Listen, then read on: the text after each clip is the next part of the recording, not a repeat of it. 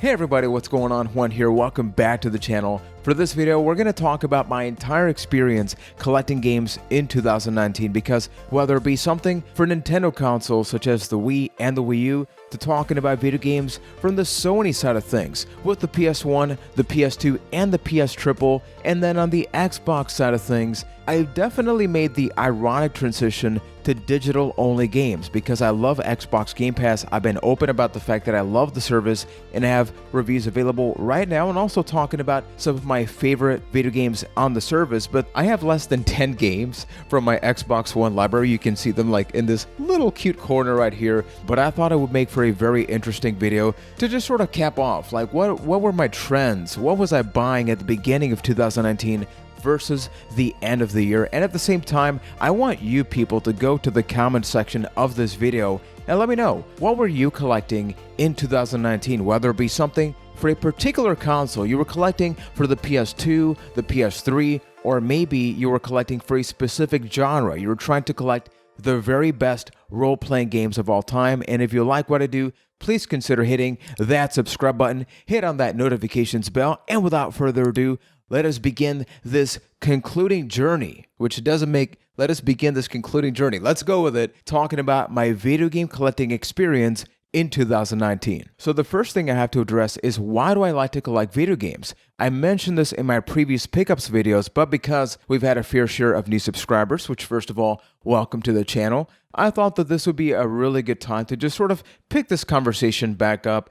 And it's really to be able to showcase what I love from playing video games. I didn't have this massive library of video games growing up, but ever since my wife and I moved in together, and we are about to move into a brand new home with a dedicated gaming lounge, which I'm very, very excited for. It's just great to be able to look at the evolution of video games. The fact that I have PS1 games right there, I have PS2, PS3, and I can pick and choose which games I want to play because I don't know about you, but I'm not somebody, at least nowadays, I could definitely do this back in the day, but I'm not somebody that can play games for like 5 to 6 hours in a row now. Now I get really good 30-minute to 1-hour chunks, so that means that if I get bored by playing a specific game, or I start dying a lot and I want to cry and I get frustrated, I quickly switch over to another game. And being able to have this nice physical library really does help me because honestly, I tend to lose track constantly of the games that I have digitally, whether it be on the Epic Game Store, Steam,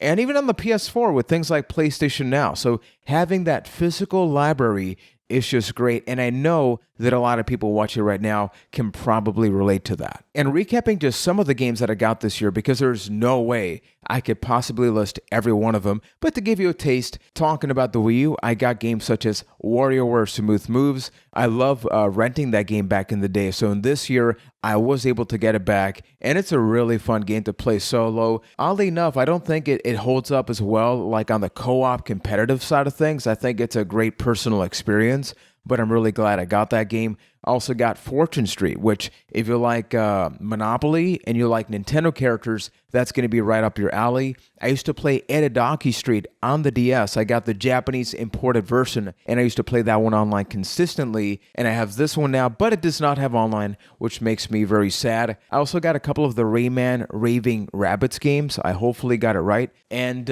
it definitely doesn't hold up as well. It looks very muddy. Plus, I got a couple of light gun, railgun type shooter games like Call of Duty, Medal of Honor, etc. because I really do think that, especially because I have a Wii U and I can play Wii games on the gamepad while pointing at the screen, or I can play them on my television, having these games where I can sort of go back to the days of Time Out, the arcade, Time Crisis, etc. It's just something that makes me really happy. Now, let's immediately talk about the console that maybe I'm most thankful for collecting in 2019. Not just for collecting the games, but actually buying the console. Never in my life did I think that getting the Wii U would not only increase my passion for the love of Nintendo, although at the same time they've kind of neglected the console and pretend it doesn't exist, but hey, between you and me, this has become an incredibly rich and beautiful community, and it has been for the Wii U. So if you subscribe to the channel because of my Wii U videos, thank you so much. You really have no idea. Whoa. What was that? You really have no idea how much that means to me. But some of the Wii U games that I got include Pikmin 3, which I did do a live stream of. And I love that because I had never played a single Pikmin game. So the fact that I was able to play my very first one on the Wii U, which I got this year, and all of you were able to be there or check out the video archive, was really special to me because it had this natural conversation of what does the Wii U mean to us, or what does Pikmin mean to us. So this is definitely a game that I'm pouring some time into in these 30-minute to 1 hour chunks. And then on the opposite side of things, I got 2 Assassin's Creed games, which you can actually check out my Wii U game hunting videos, where I traveled to New York for vacation, and I took advantage of that opportunity to visit 7 GameStop stores and many other places, and I got Assassin's Creed 3 and Black Flag, of which I've only played the first Assassin's Creed game. So I'll ask in this video what I asked previously, as my wife sadly shakes her head. Which should be the first Assassin's Creed game that I play in 2020? Whether it be one of these two, something from the PS3 library, on PC, whatever, because I think it's time I play at least 5 hours of these games as opposed to 20 minutes of the first one, so that way I can formulate an opinion for myself. And that is something I have to elaborate on. Nowadays, in the days of social media where people can go on Twitter and say, this game's bad, this game's great, this game sucks, there are these things called opinions, which you have one, I have one, and just because I think a game is bad, that doesn't mean you have to agree. But unfortunately, with movies like The Rise of Skywalker, with a lot of video games, people think that just because IGN gave this game a 4, everybody else has to think it absolutely sucks. And if a website gives it a 9.0 and you don't agree, then you were bought out, you're not a real gamer. I've been told that a lot of times, that just because I don't agree with somebody, I'm just trying to not follow the norm. And by me being able to buy a game and judge it and try it for myself and formulate my own opinion, and then going right here on the channel and being as real as possible and just letting you know, like, hey, this game's maybe not great, but it's not bad. There are a lot of things that you can't take away from that. It's easy to look at a game and say, oh, it's perfect, 10 out of 10, or it's terrible, 0 out of 10. But you can always find something great about that game, whether it be the story, the mechanics, the sound, something. And if it's really bad, then damn, I hope I never get to play that game. Giving you a taste of what I bought for the PS3, we have Heavenly Sword and games like Lair, Resistance, Killzone 2. I focus more on the exclusive games for the PlayStation 3 because, first of all, they're like super cheap. I'm talking about the fact that many of these games I got for $5 or less, people. So now I think it's a beautiful time to collect games for the PlayStation 3. But it really is to be able to eventually make some videos and streams covering those games that maybe you never owned a PlayStation 3 growing up, and now you're like, man, like now that it's so cheap and we don't know what the backwards compatibility from the PS5 is going to look like for PS3 games, I think this is a solid choice. And just in case, some of these games are available on PlayStation Now. So that's streaming only. I'm going to be talking about PlayStation Now for PC in the very near future because a lot of people don't know. Like, yeah,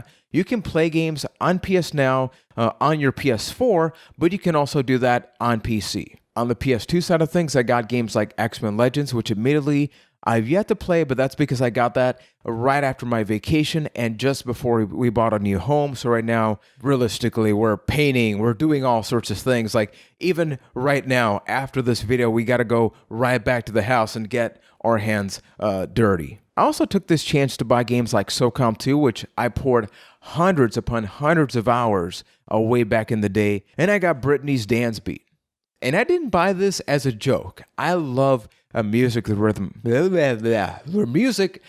games, and I don't cover them in the channel because I don't like to get copyright strikes. So it's one of those things. It's like, oh, I love this specific genre of games, but I can't even transmit the music on this channel. So it's kind of just like, hey, whatever. And first of all, like that Britney game, there's only like 4 to 5 songs, and it's not even a bad game, but what the hell? But I got it for $3, so, you know, what can you expect? And on the PS1 side of things, I didn't really take too much time to buy specific video games. Instead, I went on this weird tirade of buying PS1 and PS2 demo discs, specifically the jam-pack ones, the ones that you would get from Pizza Hut, Toys R Us, all these places, because it's like a time capsule. I've made a couple of videos with some of these already, and my goal for next year is to be able to work on more videos like that because I personally love working on those, because I guarantee you many of you watching this right now never played a PS1, and that makes me sad. So I feel like I have the personal and professional responsibility to show you at least a little bit of that. Now here's what's interesting. My wife and I own a PS4 Pro, a Nintendo Switch, and an Xbox One X. The most ironic thing, even though logic would tell you, hey, that's what you're going to play the most this year, right? That was not it for me. The reason that I'm not doing a top 10 best of 2019 videos, because really most of the games that I played, look at my damn video archive, people. I focused on Wii U, PS3, PS2. For the Xbox One, we don't even have 10 games, physically, and we have a bunch of them digitally. We do have that. For the PS4, I can almost, off the top of my head, recall some of the games that we bought, like Crash Team Racing, CTR, which I do have a video of available right now on the channel. We have Judgment, which my wife bought me as a Black Friday gift, and I will be streaming that on my Mixer channel, mixer.com/MrPlayerJuan. So if YouTube just dies because of all this stuff that's happening, make sure to follow me over there. But I think it's just I don't personally care for 4K, 1080p, 60 FPS graphics. Don't get me wrong, I value the performance over the resolution because I prefer that fluidity of the animations, of having that nice, rich experience. But I also like the pressure, at least for me in 2019. Maybe this will change with the PS5 and the Xbox Series X next year, but I like not having the pressure, both as a YouTube channel and just as a gamer as a whole, of not having to play the latest and the greatest games. I don't have that pressure of I gotta put a video out because this game just came out, or I gotta play this game because that's what I gotta talk about with my friends. It's no. If I want to play Super Mario 3D World on my Wii U, I'm gonna do it. And if somebody wants to talk about it with me, whether it be on a YouTube video, on a personal level, or on a stream, awesome. And if they don't, that's awesome as well. But having that patience gamer within me, just sort of spike out in 2019 was really special to me. And this has brought up an interesting conversation, which is, what have my purchase trends been in 2019 versus what could they be in 2020 with the new consoles coming out? So I actually went to my eBay account and to my Easterline account, because those are the two places that I pretty much buy games at, with the exception of the Wii U game hunting video when we went to New York. And at the beginning of the year, it was definitely all about demos. You just looked up my eBay account and it was just stacks upon stacks of buying 4 demo discs for $7, $10. But then as the summer approached, in June, I ordered, June 4th to be specific, people. This is when things changed up. That's when I went to eBay and I bought my Wii U, which came with 4 games. You can actually check out my live unboxing video, which is crazy because I was not even going to work on that video as a behind the scenes thing. I bought the Wii U and it came home. I had a bad day at work and I was just going to open it up and play it for a little while. And I literally put the camera there as a whatever, in case the Wii U is broken or something, I have evidence that I just opened it up and then it doesn't work. But then as I recorded that video, I think that because I didn't have this recording mindset of I gotta talk about video games professionally, right? I think it led to a very natural conversation. And a lot of you can see that here, to the point that in many of the videos that I do now, I pretty much just have a couple of bullet points because I do go off the rails consistently. But I want to make sure I'm putting together cohesive thoughts and I'm putting them out there on screen. So going back to the Wii U, it was around that time, summer, I want to say June throughout maybe September, where it was all about Wii U games. And I would just go to eBay. And this is the strategy, people. I'm going to give you the strategy that I did, and this is how I bought most of my Wii U games for less than $10. Don't think that because I have this video game collection, which is not nearly as massive as other people out there, but don't think that I bought this because I have hundreds upon hundreds of just throwaway dollars. Patience is key.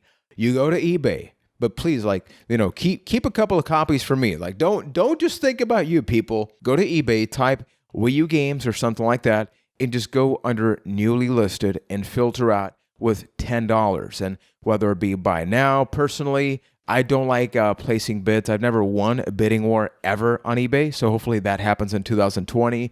But that's how I was able to find a lot of these games. Some of them have been sealed. Other ones I have right over there, and I will be showing them in a brand new pickups video in 2020 in the new apartment. I gotta save it up, people, because we're gonna pick up a home. We're gonna pick up a freaking home alongside a ton of video games. But you do that eBay trick, and I guarantee you, you're going to get yourself a couple of good deals. Another thing is that if you go to Easterland, for which I do have an affiliate link over in the description section of this video, they're not a sponsor, they're not anything like that. They just kick back a little something to me if you use that affiliate link. But you go under price drops on the website, you go to the used game section, go to price drops, and then you filter out by the console of your choice. That's pretty much what I do for most of my video game purchasing, and it's turned out pretty well so far. After I got a pretty good amount of Wii U games where I felt comfortable and like, hey, this is a pretty good representation of the Wii U library, I did begin to collect games for the PlayStation 3. Not just that, I finally stopped being a cheapskate and bought a damn PS3 DualShock controller. I still had my 6-axis one, and ever since I bought the DualShock controller, the brand new one, I have been playing a lot more games on the PS3. I also remember just how long the load times are, but I love that console, so you can expect a lot of PS3 coverage in 2020 because, as I mentioned, I do think like right now with the PS5 around the corner, prices are going to drop considerably, but then after the launch of the PS5, I guarantee it, the prices, they're going to go up and up and up. And the last thing I want to talk about before we speculate about 2020 is the overall experience of doing pickups videos. I don't know about you, but most of the YouTube channels that I subscribe to have a lot of pickups videos. And up until I started doing pickups videos myself, I never really got why I cared about this. And I realized that it's because, like, when you review a specific game, say I grab a random game from my collection, like, the God of War collection. Say I grab this, right? I could hypothetically, and I may, who knows, do a review of God of War 1 and 2. But I think that YouTube is special and unique, and just online content like this in general is unique because it's about the people. It's about like a hanging out experience. And when you only do individual reviews, you're missing out on these conversations that go off the rails. That, to me, that's what's special, because when you pick something up, it's like, oh, right, in 2005 I did this, in 1994 I did that. And those little things make it special for me. So when I pick up a game and I do a video about it, I'm able to not just talk about the game and my speculations about it, my expectations about, hey, I never played this game, or I played it 10 plus years ago, so I want to check it out now, is I can talk about the nostalgic element, about that game for me, or why I bought that game, or why I traded it in back in the day. And you don't necessarily get that when you do an individual game review, which I've had people say, hey, I like the GTA 3 video review that you did, and I believe that was earlier this year. I kind of lose track of what I've done before, but I definitely want to do stuff like that next year. It's just a matter of like, I'm a person that goes in like waves, right? Like sometimes I love working on a specific type of video. Sometimes I like to change, but I always want to be real. So that's why I do the streams bi-weekly or whenever I can get to them, because that way it's just like, look, let's sit down. Let's talk about these things. If you want to do a Let's Play type session, we do that. If I want to switch the screen and we can just talk about, video games as friends, we can do that as well. And I love that we have that flexibility and that the YouTube channel truly is being shaped together because of you and me. And like that, I also went off the rails again. I go off track a lot, people. But with that being said, speculations about 2020. So I mentioned that in the past, I have bought a lot of wrestling games. Most of those are over there, and it's going to be interesting to see what happens next year. I don't really have a lot more wrestling games that I personally want to get. Maybe I get a couple of more demo discs, but like the wrestling games, I think I have most of the ones that I want. With the Wii U collection, I'm missing a couple of games like the Call of Duty games. I think I'm missing like the new Super Mario Brothers game, but I have that on the Switch, so it's not a priority. So personally, I think I'm pretty good there. I think 2020 is going to be about beefing up my PS3 library a little bit, but first of all, I got to save up because I just bought a damn house, right? So like, don't expect a lot of pickups videos at the beginning of the year is all I can say, with the exception of one that I'm currently working on.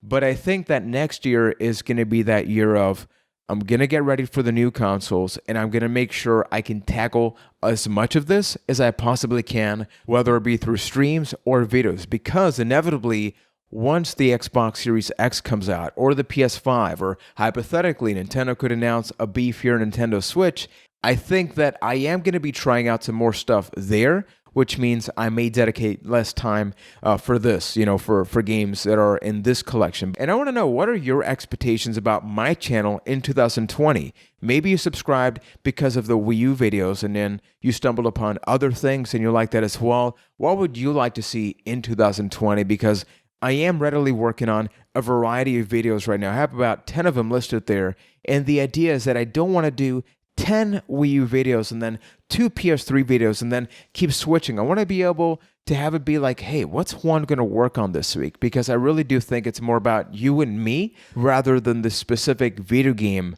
that I'm going to be covering in that video. Other things for next year, I'm curious about it, but I don't think I'm going to buy it. It's like that TurboGrafx 16 Mini, even though it's not that small, because I never played a single game on a TurboGrafx. But I know that, look, if you want to play those games, there are many ways that can happen. Even the Wii U, you can legally buy some TurboGrafx games on the Wii U eShop. But really, I'm just excited to see what is the evolution of games for next year. And the Xbox may see a beefier collection in my case, like for the original Xbox and the 360 games, if the Xbox Series X increases their compatibility. I do have a couple of games on the 360 and the original Xbox, which do work on my Xbox 360. We have the black model, but they don't work on my Xbox One X. I do have other games like Asura's Wrath, etc., which are backwards compatible, but if the Xbox Series X does have a larger backwards compatibility support for those games from the first 2 generations of the Xbox, you can expect a couple of pickups from that before the prices skyrocket. But that's going to be doing it for this video, people. Let me know what you think about it. Let me know what you think about the entire topic of pickups, just all of this. What would you like to see once again in 2020? Go to that comment section. If there's one thing that I genuinely love about this channel, people, I don't even keep track of the views. I love to check out the comment section to know, what do you think about? What have you picked up recently? The fact that sometimes we go back and forth and it's like, oh, you picked this up a couple of months ago. What do you think? What do you think about that now? I love that. So please consider going over there, as well as hitting that subscribe button, hit on that notifications bell, and stay tuned to a couple of special videos, because very soon, in just a couple of weeks, we are going to be saying goodbye to this apartment, to the point that maybe when you see a couple of the videos where we are still physically here, we may be already living in the new place for a couple of weeks by then, but I'm still making adjustments. So up until next time, thank you for watching and supporting, and take care, everybody.